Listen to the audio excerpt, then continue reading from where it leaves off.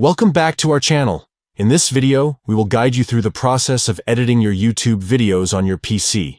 Whether you want to add a catchy intro, trim unwanted sections, or enhance your video with effects, we'll show you how to do it step by step. Let's get started.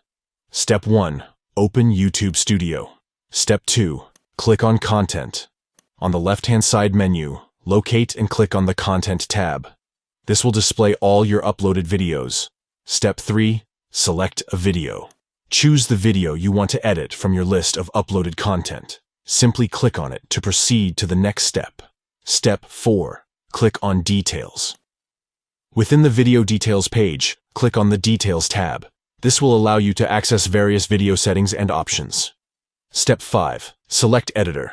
On the left-hand side menu, find and click on the Editor option. This will open the built-in YouTube video editor. Step 6. Click on Get Started. Once the editor is open, click on the Get Started button. This will load your video into the editing interface.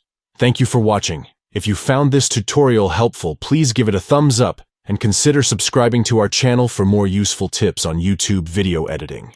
Stay tuned for more exciting content.